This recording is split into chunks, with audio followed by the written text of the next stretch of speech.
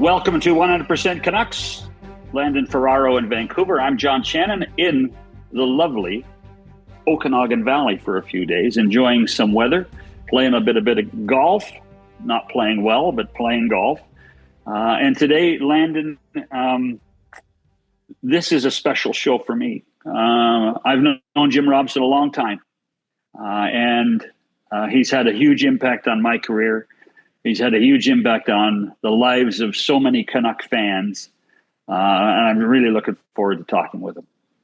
Yeah, I mean, it was really cool this past season for me, just starting out in the broadcast side and going up into his broadcast gondola and just hearing all the stories and how much love and admiration and respect all those guys have for him. And I don't know, there's nothing better than talking to someone that's been involved in the game for as long as he has, because there's endless stories and the names that will just come out in a story that you're like, oh, wow, he was involved with that, or he was involved in that game. All this, amazing hockey history that really he's been a part of and had, really is the voice of it.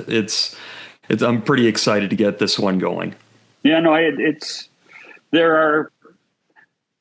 Jim has not done the games for a while now, yet I think when you look across the National Hockey League, there are very few broadcasters. When you mention their names, you automatically think of the teams they're doing. Sam Rosen is a current one. You always think of Sam, now retired with the Rangers. Bob Miller in Los Angeles with the Kings. But you say Jim Robson, you know it's the Vancouver Canucks. And that's the impact he's had. And radio, because of the way the province is built and designed, and the importance of radio for so many years, and the affinity that hockey fans in the province had for the Canucks, radio was so important. And not every game was televised in the first 17 or 18 years. Not until the mid 90s did every game get televised. So Jim became that much more important as a conduit for the game for so many people across the province. And that's what's really cool, and the influence that he's had on the game. Yeah, like you said, there's not many times a voice can pop on over the radio or even TV, and instantly the Canucks are playing. Right. You didn't have to think twice. So again, I believe he retired in 99. I moved to Vancouver in 02, and I think I heard my first story about Jim Robson 3 days into the season. The amount that he's still talked about here it's amazing, and just a testament to what he did over 3 decades of Canucks hockey. Well, and on Hockey Night in Canada. So my connection with Jim is deep. The first Stanley Cup final that I produced as a 23-year-old was in 1980, the New York Islanders and the Philadelphia Flyers. Game 6, and the play-by-play man for that game was Jim Robson. And it was cool. Yeah. It was cool. So without further ado, a really special 100% Canucks with Landon and John and the great Jim Robson. I won't keep you long. Darren Millard with a tip for everyone who loves great hockey podcasts like this one. John Shannon and I host the OG of 100% Hockey, coming your way multiple times a week. The guest list is the best you will find. Multiple shows a week ensures you won't miss out on any news, and we dig even deeper into the biggest stories around the NHL. Most of our guests are also friends, so I promise there'll be more conversation beyond the X's and the O's. John really does get bored with that after a while. So join us for 100% Hockey. The name says it all. Subscribe now while you enjoy thinking about it. And enjoy. Welcome to another edition of 100% Canucks. Landon, Ferraro, John Shannon, and joined by the voice, the legend, the man who put the Vancouver Canucks on the air on radio and television even before the National Hockey League in 1970, Jim Robson. Jim, welcome to the show. Thank you very much. So Jim and I go back a long time, Landon. We go back, it's actually 50 years this year that we met. I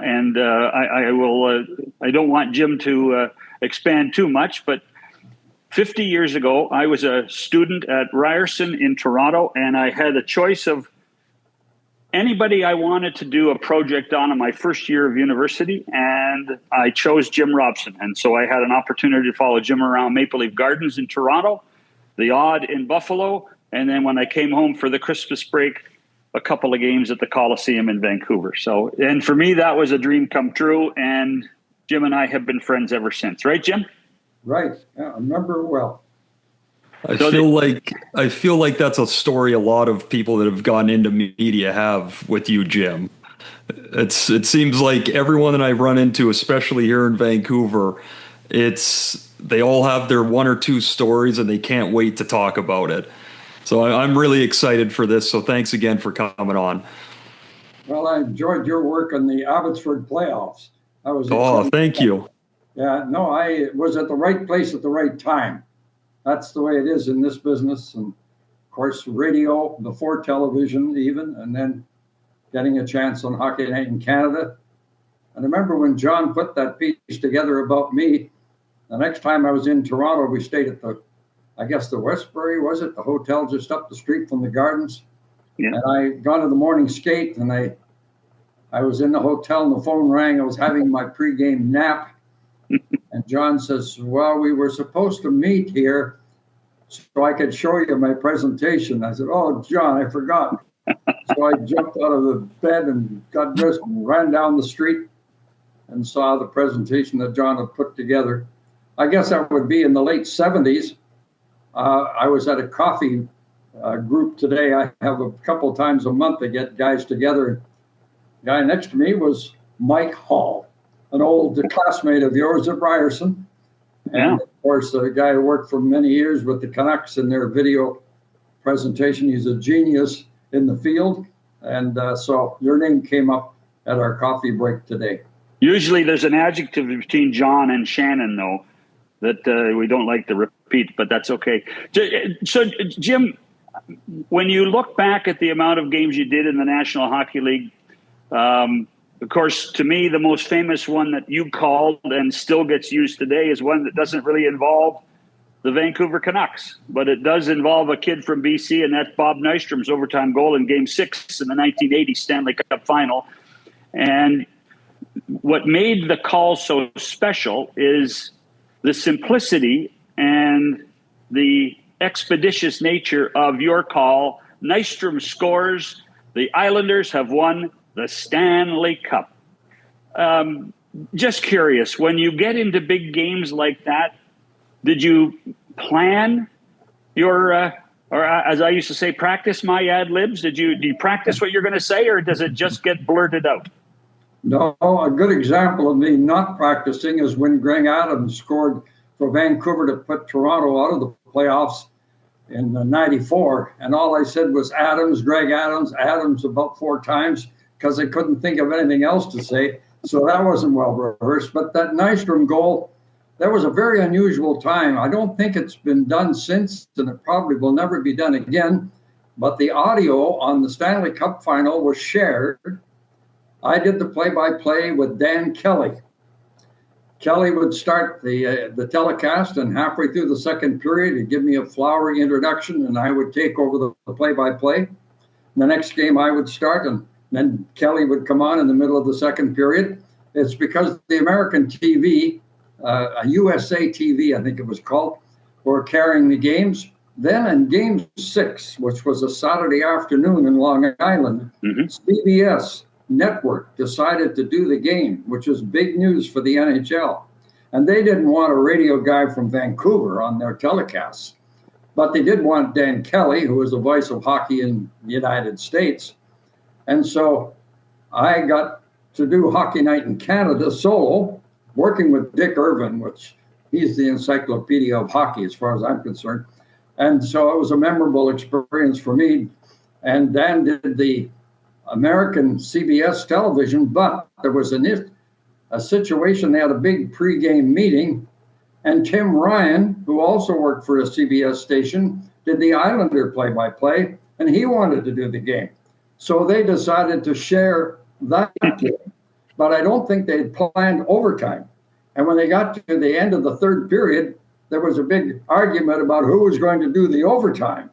And Dan Kelly, of course, did the overtime for CBS, and I got to do it for Hockey Night in Canada. Was that in your time on television? Would that have been the biggest call of your career? Oh, I don't know about that. I had some interesting times, and doing Hockey Night in Canada was a thrill. And I had the man in my corner was, of course, Ralph Mellenby. So I got to do, a lot of games, playoff games, and big games. I got to do Gretzky's 802nd goal, and that was a very simple call too. I often hear replays of that by other commentators, a lot more flowery than mine, but I did Wayne Gretzky's first ever NHL goal on radio, and it was a dramatic one, as you imagine. The Vancouver Canucks were in Edmonton in 1979, leading 3-2 late in the game. The Oilers pulled the goaltender, and a kid, Wayne Gretzky, comes out of the right corner and scores on Glenn Hanlon, who then said, "I have created a monster." Gretzky scored the tying goal in the last minute before overtime was played, so it wound up a 3-3 tie. That was Wayne's first goal in the NHL. Did that on radio, and then, of course, I got to do quite a few of his games along the way. And then the other part of it too is that the ups and downs of the Canucks as an entity, ups and downs, whether they got to the playoffs or they didn't get to the playoffs, and there had to be some moments in that period of time, and heck, in the decades that you did, that you probably remember more than any other. Do you think? Well, I'd like to point out that I don't think the people in the East realized how difficult the travel was for the Vancouver Canucks. If you played for Buffalo or Pittsburgh, you flew the fewest miles of anybody in the league, maybe 35,000 miles in a season or something. The Canucks flew more than double that. And we would go east 3 times a season for a 7-game Eastern road trip, because Ice Capades, the boat show, and the home show moved into the Pacific Coliseum. So we'd go on the road and play Wednesday, Thursday, Saturday, Sunday in 4 different cities. Then for 2 or 3 days, we would practice wherever we were in between the road sessions, maybe in Buffalo for 3 days practicing, then do Thursday, Saturday, Sunday. And then Sunday night, stay in the hotel where you play that game. And then, because we didn't do charters in those days. And then Monday morning, get up early, catch a flight to Toronto, hang around the airport, catch a connecting flight to Vancouver, 5 hours, then get on the bus and go to the Pacific Coliseum for a terrible practice. Then play on Tuesday night against some team that was better and waiting for them and would beat them at home.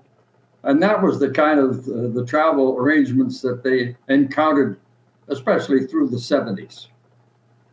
Yeah, well, and really, there was only 2 teams at that point on the West Coast: the Right. Kings and the Canucks. Yeah. And this has now become this has become a Pacific time zone league at some point, when you consider with Vegas in the time zone, LA, Anaheim, San Jose, Seattle, Vancouver. It's in fact, you'll laugh at this, Jim. In working with the NHL and working with some of the guys, they said, we're not sure we can take working because of all these West Coast teams now.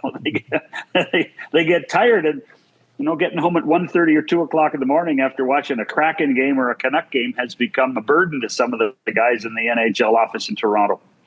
Well, of course, LA had direct flights from Right. Los Angeles to any city in the East. Vancouver did not. We had to go to Seattle, change, fly east. Or that's if we're playing in the Midwest, like in Chicago or St. Louis or something. But if we're going to play in the East, we flew to Toronto, then had a flight to wherever, Philadelphia, Pittsburgh, New York, Boston. So there was never the only direct flights out of Vancouver at that time to NHL cities was to Los Angeles, Montreal, and Toronto. Otherwise, we had to connect somewhere else. And the same coming home, One time from Atlanta, there was an ice storm in Atlanta, and we were supposed to go Atlanta, Chicago on to Vancouver. But that was when they started flights from Vancouver to Chicago. But the ice storm fouled up the timing. So we went Atlanta, Kansas City, Denver, Portland, Oregon, Seattle, into Vancouver. Took about 16 hours to get home. And too bad there was no such thing as like frequent flyer miles at that point either. You would have been set on vacations forever. Oh, I was well treated, but you know, it was taxing, no question about it. But and of course, Oakland was in the league for a couple of years. Sure. And then they moved out. My first NHL broadcast was in Oakland. It was radio.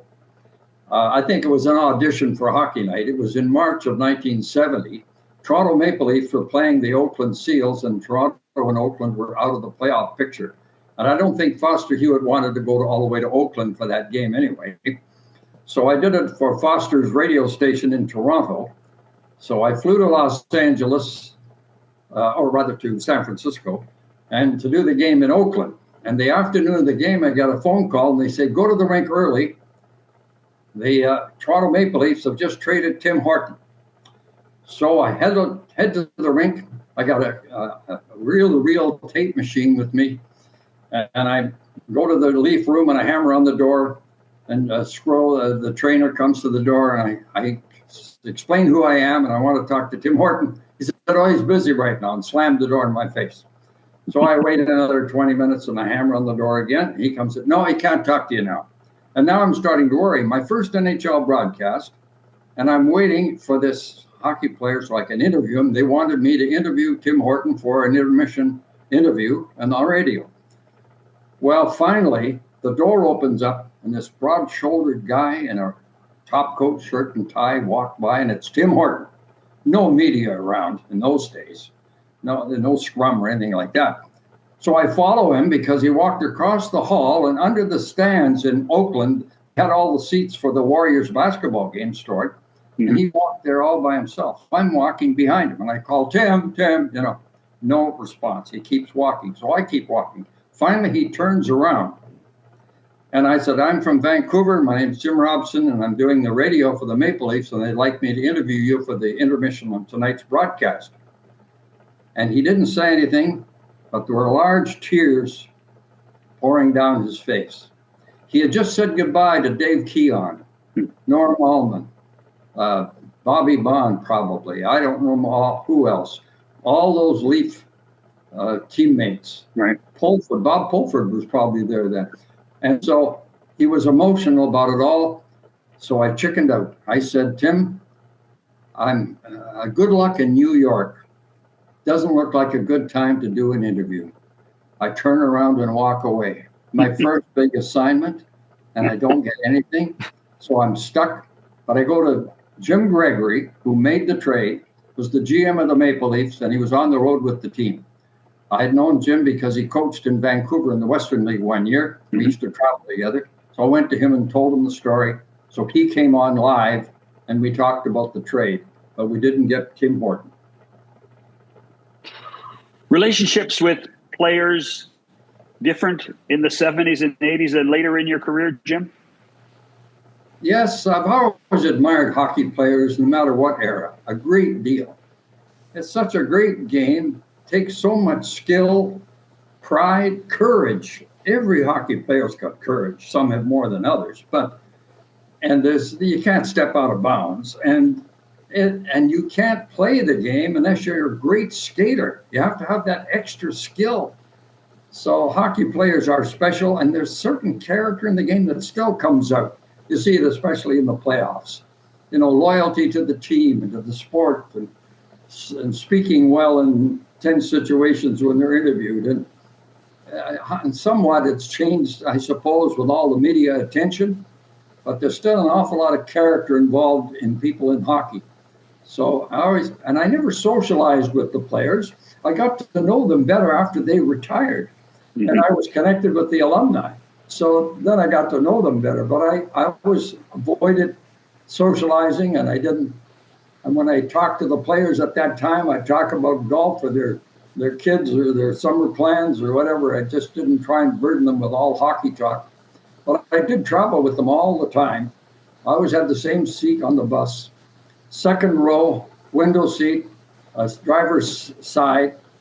And in New York in 1994, Game 7 Stanley Cup Final, I'm walking from our hotel to Madison Square Garden, walking by the famous New York Public Library, Bryant Park, I think it is there. Mm-hmm. I hear sirens, and it's a motorcycle escort. And they're escorting the Vancouver Canuck team bus. And they're coming along the same street. I'm walking along, and I look up. Jim Hunter is sitting in my seat on the bus. And, of course, he didn't get to play in the final. Real character guy, too. And he gave me the old thumbs up. And I'm walking along with my briefcase, and I gave it thumbs up. I said, the Vancouver Canucks are going to win the Stanley Cup. But, of course, it was a 3-2 loss in a great Game 7 and a terrific series. Well, between the 94 series, the 82 series wasn't near as dramatic, but there had to be some special times for the Canucks, certainly in the playoffs in those years, yes, that you would remember fondly, right? Well, there was a lot of character on that team. They won a playoff game in Los Angeles in 82 with the defense of Harold Snepps, who was terrific in the playoffs, Coley Campbell, Doug Hallward, and 2 rookies, Neil Bellin and Andy Schliebner. Lars Lindgren was injured and just sat on the bench and didn't play. They won a playoff game with that defense in overtime, and Coley Campbell, who scored 1 goal in the regular season, I think, scored the winner in overtime. And that was the 82 bunch, and they had strength at center ice. Thomas Gradin was an excellent center with Gradin and Smil. And then they had Ivan Boldyrev and Ivan Halinkov, an international all-star from the Czech Republic, and Jerry Minor and Gary Lupul. Good depth at center ice and a lot of toughness. Ron DeLorme, they had guys that could fight if they had to. And so there were a lot of character, but the Islanders were in their prime. This was their 3rd cup. They won the series 4 straight, but all the games are competitive. The first game was a long overtime game in Long Island. They're going into the last minute of overtime and tied, and everybody in the building can't believe it. And Harold Snepps has the puck inside his own zone on the left side. All he had to do was put it off the boards, hold it, do something. But Jerry Minor was waving up at the blue line for a pass. So Snepps passed the puck intended for Minor.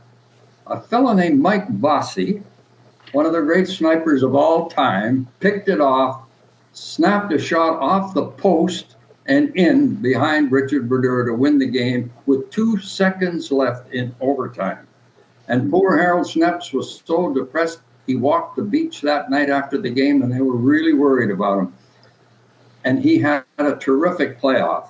But so many people, oh yeah, he's the guy that gave the puck away to Bossy. They forgot all the good things. But that was a team with a lot of character, but there was no doubt the Islanders, Trotchy took every face off and they shut the Canucks down in Vancouver. But the 94 team, I thought, would win the cup. And Pat Quinn put that team together. Very few draft picks, Pavel Bure, Gino Oczyk, Sean Antosky, but mostly through trades. And McLean was terrific in goal, and they had lots of depth on defense. But they missed Dana Merzen. He got hurt and couldn't play in the final. So, but they did have, Dave Babich and Jyrki Lume and Brett Hedican, and I'm trying to remember all the other guys on that defense. So there was such a good group. Gerald Didick was on that team too. And they really had an excellent defense and not a lot of depth at center ice. They moved Trevor Linden to center to cope with Mark Messier, and Linden had a terrific playoff too. Had the Canucks won the cup, I think Linden or Kirk McLean would have won the Smythe Trophy. But as it is, it was Brian Leetch who won it because he played 30 minutes a night for the Islanders, or the Rangers, I should say. And the Rangers were the deserved winners, of course, of Game 7. But it was a terrific series. I gotta ask you, like you brought up Pavel Bure's name there, and you called a lot of games, but when he came in, like he had a different flair and a different skill set. Was that, I guess, one something you had really seen before? And what was that, first month or two and dealing with the fans and watching him play? Like, what was that excitement like? It was magic. The first game he played was in November. There was a little delay in him getting to Vancouver, but everybody knew that this kid was a superstar. Can you imagine a line in the Junior World Championships of Bury, Fedorov, and McGillney? Mm-hmm. What great players. Pavel came in against the Winnipeg Jets, got the puck in his own zone in his first shift. He was on a line with Ryan Walter and Gino Ochik, basically a fourth line. He stick handles end to end, and the crowd just went crazy. He didn't score. He had about 7 shots on goal that night, but he didn't score. But soon as they saw this kid, they said, "We've got a superstar for the first time." And he was a superstar. He scored spectacular goals, 60-goal seasons, a remarkable player, the most exciting player the Canucks have ever had. And the crowd, of course, responded. In fact, there's a lot of people, I imagine about 30,000 people now say they were at the game, even though it was 15,000. But Pavel was magic and scored so many dramatic goals. And the Canucks have made quite a few changes in their area of the dressing room. No more media, no more public will be going through there. But they've got panels of big pictures of famous events in the history of the Canucks, maybe to inspire the present crop. And they have to walk by these pictures. And there's a large blown-up picture of Pavel scoring on Mike Vernon in Calgary on Game 7, double overtime, to win the playoff series during that 94 run. And that's just one of the many great pictures they have. So there is some positive history in the Canucks, but people always say, "Oh, never won the Stanley Cup." The New York Rangers have won 1 Stanley Cup in 85 years. They won in 1940, they won in 1994, haven't won since. The Toronto Maple Leafs have not been in a Stanley Cup final since 1967. And there's about 8 or 9 teams, I guess, many of them new franchises, who have never won the Stanley Cup. Minnesota, the state of hockey, has never had a Stanley Cup parade, whether it was the North Stars or the Wild. It's such a tough cup to win. And nowadays, especially, this league is so competitive. And the salary cap, I guess, is a good reason for that. But it'll be tougher than ever to win a Stanley Cup. So who knows when and if the Vancouver Canucks will win the Stanley Cup. So I want to talk a little bit about you and the journey you've been on. When you started doing play-by-play, whether it be of actual games or the recreations you used to do in the studio, right, of baseball, correct? Right. Who did you listen to? Who did you follow and say, "I want to be like that guy," or "I want to learn something from that announcer"? Well, like so many would say, Foster Hewitt. I was born in Prince Albert, Saskatchewan. I left there when I was 8 years old. But when I was preschool, my father, Saturday night, would listen to Hockey Night in Canada. It would come on at the end of the first period with Elmer Ferguson and Mick Knight, Hot Stove League. And then we'd listen to Foster Hewitt. I was a Leaf broadcast in those days. And later on, they did Montreal as well. But in those days, we're talking about, well, I was born in 1935. So I became a Boston Bruin fan because they won the Stanley Cup in 1939. And the first black and white picture I got through St. Lawrence Starch sending in a beehive corn syrup labels was Frankie Renbeck, the goalie of the Boston Bruins. And they had Schmidt, Dumart, and Bauer. And they won the cup again in 1941. So, and all the kids around and everything in Prince Albert were Leaf fans. Just so many Leaf fans, even today, everywhere.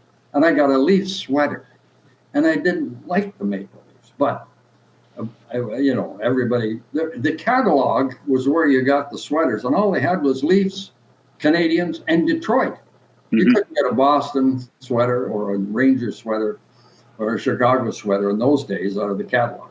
So I was a a Boston fan, but I was a hockey fan listening to Foster Hewitt. Then we moved to the West Coast on a farm in the Fraser Valley.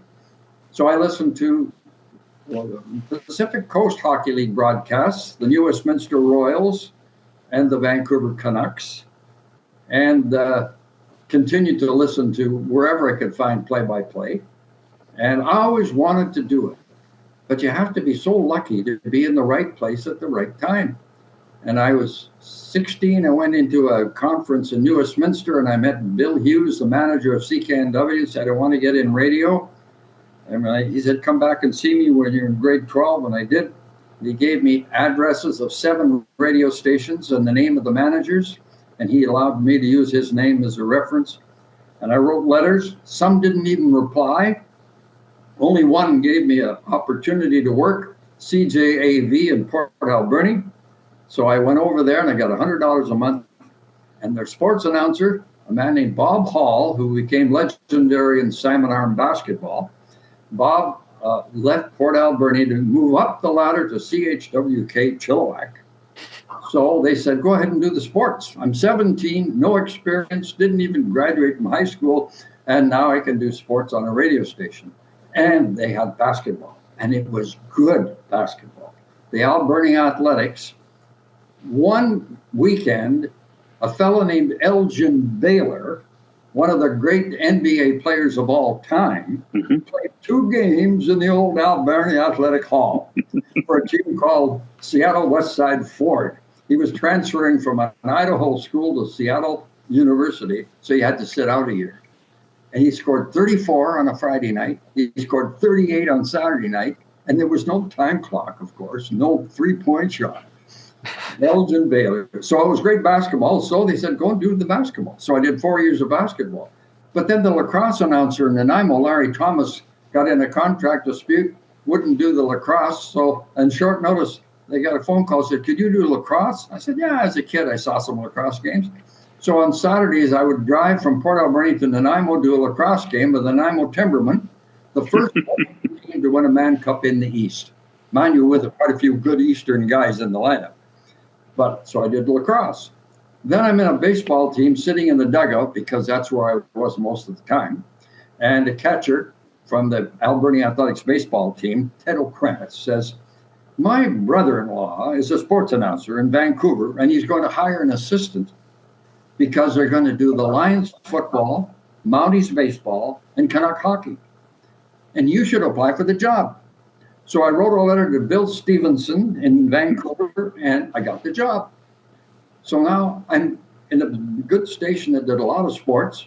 When Bill went to football training camp, I did the Mountie baseball. And when he went to the Grey Cup in Toronto, I did my first pro broadcast in 1956. The Edmonton Flyers, a Detroit farm team, coached by Bud Poyle, played the Vancouver Canucks. And I got to do the game play-by-play. I talked to Bud Poyle. And of course, later on, I had close connections with Bud Poyle. He became the first GM of the Vancouver NHL Canucks. It's amazing how being in the right place at the right time.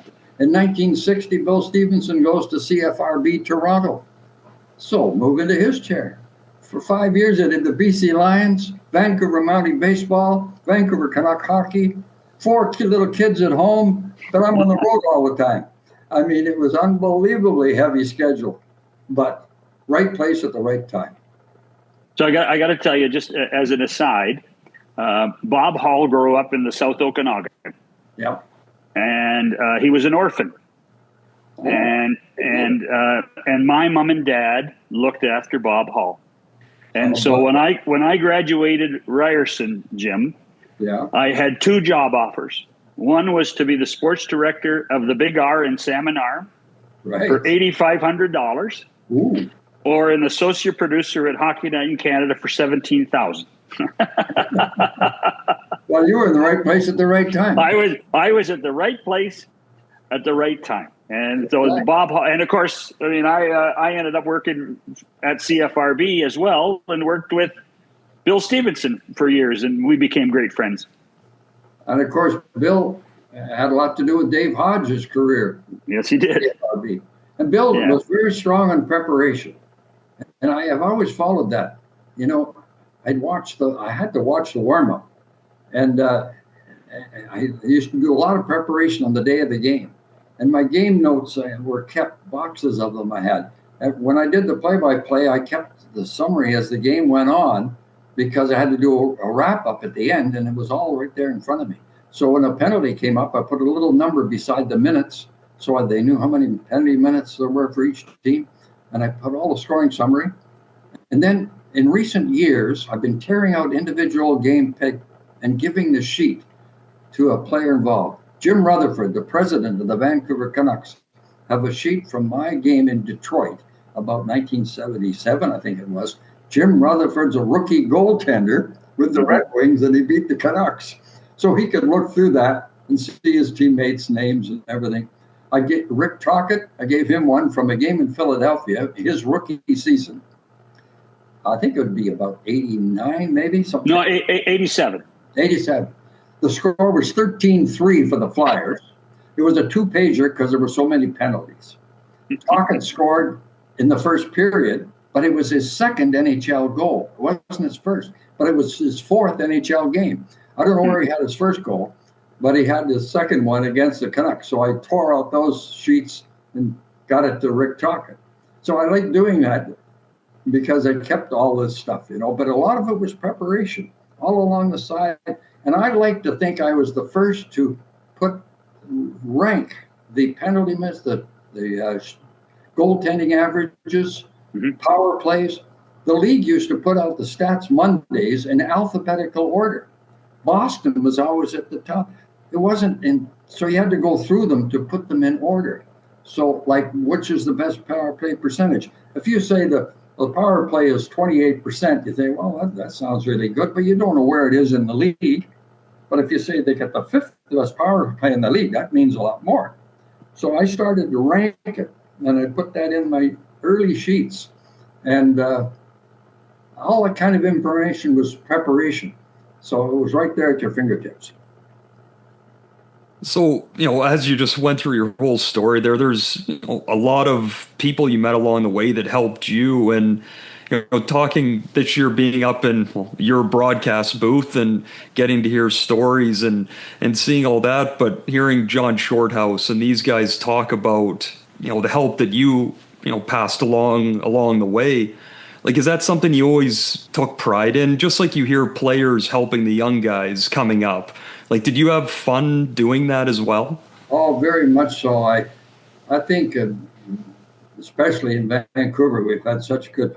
Brendan Batchelor does the radio a very good job, but of course, television is so prominent now. John Shorthouse is, I think, in his 25th year, does a very good job. But I think, and I tell people this, but some guys in the East I've talked to don't agree with me. Jim Hewson, I think, was the best play-by-play hockey announcer of all time. I told a guy from Toronto that, and he said, I don't know about that. And he said Bob Cole. And I said, Bob Cole had the best voice. Bob Cole did 26 games a year Saturday nights. Most guys have to do 80, 90 games a year traveling all over the continent. And Bob, I think if you listen closely, left out a lot of names. Here come the Rangers, 3 of them in over the blue line. Whereas Jim Hewson knew everybody, knew all the coaches, the trainers, knew who was matched against who, what defensive pair was out against the other team's best line, who was not getting shifts, and for what reason. I mean, I think he was the best. And he retired early, and but John Shorthouse does such a good job too. And there's, Canadians like to think that the hockey announcers have to be Canadian, but there's some very good American hockey play-by-play guys too. But it's fascinating, Robson, Hewson, Shorthouse, Batchelor. Yeah. There is a Vancouver style, Jim. There is something between your call and Jimmy's call and John's call and Brendan's call that there is something synonymous. And it all started with you and how you deliver it and the effect you have had on those that followed you. Do you hear that in the other voices? I think so. I never think of the connection with me necessarily. I think it's tougher now It's so fast. The rules have changed. The old timers, fourth line guys never couldn't play today. They wouldn't be able to skate fast enough. So it was much easier. And of course, when you did the radio, you were in full control. You could make a mistake and not tell anybody about it. And so it was a lot easier, I think, in the earlier years than it is today, with the speed of the game and so many teams. But I always concentrated on identifying the players. I think that was your most important job, especially when television. People would say to me, "You were dull on TV." Said, "You're more fun on the radio." And I said, "Well, I didn't like to talk too much on TV. I just want the people to know who the player was that has the puck and who's going in with him, and what might be coming up, anticipating a play of some kind." But identifying the players, I think, was the most important thing of all. You were different on TV, though. You definitely took a step back, not feeling the obligation to fill as much color, correct? Well, now it's entertainment business. The first color guy I had to work with really on full time was Tom Marshall, a very outgoing personality, a colorful guy, but we didn't click at the start. I hadn't worked with anyone. And I was the solo guy after all these years. And Tom was frustrated just sitting next to me, and because I wouldn't respond back and forth, And he said to me once, he said, "Loosen up, Robson. This is not World War III." He said, "We are in the entertainment business." Entertainment business. I never thought of that. I never thought of us as entertainers, but that's what they've become. You have to be colorful or be an entertainer. And I was pretty dull as far as entertainment goes. Well, I tell you what, before we finish, and Landon, you can have one last question before we finish. But before we finish, can you do a special hello for us, Jimmy? I'd like to say a special hello to the hospital patients, the shut-ins, the pensioners, the blind, that those who can't get out to the games. Hope you're enjoying the broadcast tonight from Pittsburgh or whatever. But I have a plaque that was given to me by the maximum security prison. The prisoners sent me a plaque that said, "Thanks for saying hello to us shut-ins." And they were not the guys I was thinking of, but they got it. And I was told Tom Scallon, the original owner of the NHL Canucks, spent, unfortunately, some time in the British Columbia Penitentiary because of mishandling of funds. And he told me that when I said hello to the shut-ins, the inmates at the penitentiary would bang their metal cups on the bars. I thought it was for them. Well, it's funny you say that. I was just having coffee yesterday with Kevin Quinn, who used to do the play-by-play in Edmonton. And I told him that you were coming on, and he said, as a kid, I was sitting there and I'd hear shut-ins. I thought he was talking about the convicts. He started laughing right away. He's like, I was always trying to figure out. He's like, I knew it wasn't the elderly. Like, my grandparents were right next to me, so it wasn't them. But I had a pretty good chuckle yesterday about that. Well, I got a lot of reaction, actually. I had letters in Braille. And one guy said, I may be blind, but I still listen to the commentary on television. And I stopped saying the blind because the guys in the truck would be shouting, hey, they're saying hello to us, the guys working in the TV truck. But so I dropped the blind, except on the radio, we did that. But I copied that from a disc jockey, a radio announcer named Cal George, who was working on an afternoon radio program in Vancouver. And he used to end up the program by saying hello to shut-ins. And he got a lot of reaction. So this would be in the 1960s, early 60s, I guess. So then I started to do it on the baseball broadcast and the hockey broadcast. When I did it on Hockey Night in Canada, I don't know whether it was Ralph Mellenby, but somebody says, you got to stop doing that. There'll be a problem. I said, no.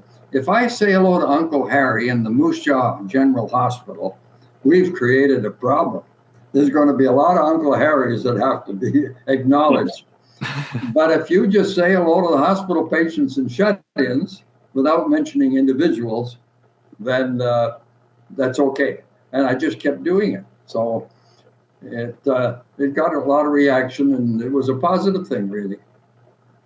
And I know it's true because I saw it, but do you still have an hourglass to tell us the score every 3 minutes? No, but my son Mike, and his son is a fantastic hockey fan.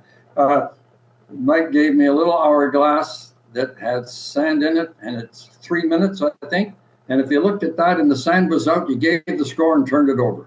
Yeah. Bill Shaver, who did the games in Minnesota, had a big sign in front of him, "Give the score."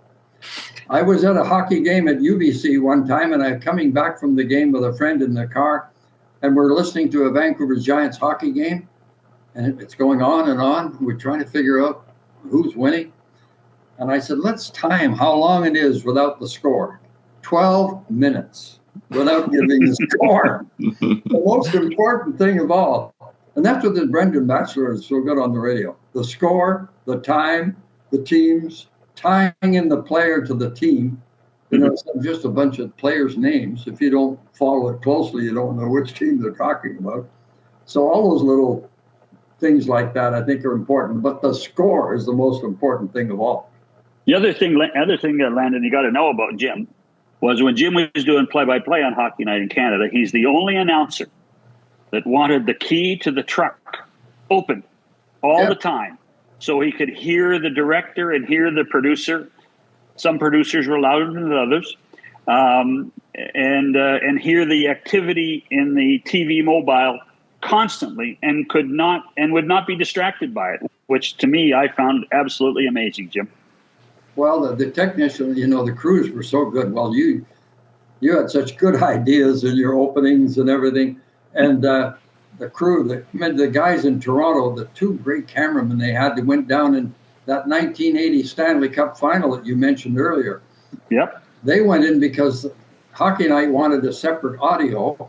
So they went to all the trouble of wiring in the rink to pick up just for the Hockey Night in Canada telecast instead of taking the American feed. And the cameraman and the crew in Toronto, but everywhere. Ray Waynes in Vancouver was a terrific cameraman. He sent me lots of information since. He's retired and living in the Okanagan.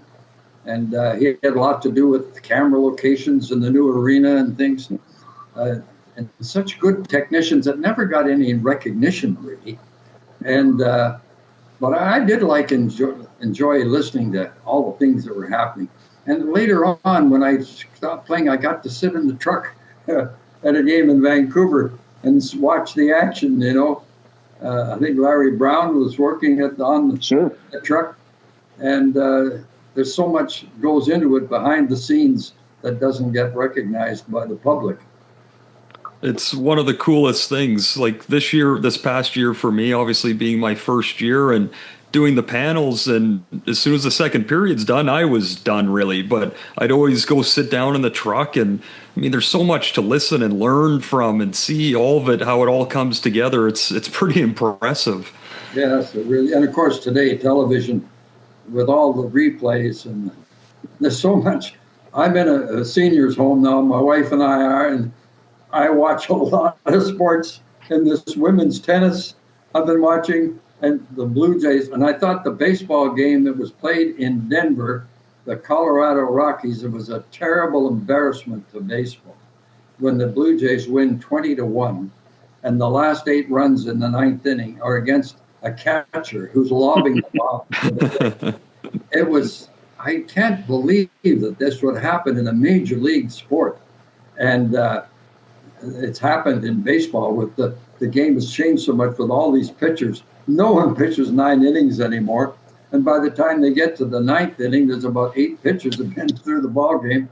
So they wind up with a catcher pitching the 9th inning, and not very well. And but television is such an impact on the sports, and all the sports. You can watch on TV, and that's been the most major change in sports from the time when I started in radio, and then it's much different production today. Well, I tell you what, Jimmy, the impact that you've had on all of us, I know on all Canuck fans of so many generations, can never be understated. You have been an amazing ambassador for hockey, amazing ambassador for broadcasting, and it has been a thrill to spend a few minutes with you today. Well, it's been a real compliment to me to have me involved and to talk to you two and hopefully a few other people. I guarantee you, as this show has, we have done a pretty good job of creating a new, vibrant Canuck fan base as we all watch and listen to 100% Canucks. Thank you, Jim Robson. All right, listen up. Today I want to talk about giving 110%. Giving 100% means giving everything you got. Giving 110% means giving 10% more than is humanly possible. If we're going to win as a team, we need 100% of you guys giving 110% 100% of the time. If only 50% of you guys give 110% and 50% of you guys give 100%, I guarantee you 100%, we'd only win 50% of our games. Suppose 75% of the 110% gave only 50%, and 50% of the 100% gave 25%, and 75% of the 110% were not feeling 100%, then we'd be in a heap of trouble. That's why we need 100% of you guys giving 110% 100% of the time. Okay. Let's go out and play some hockey.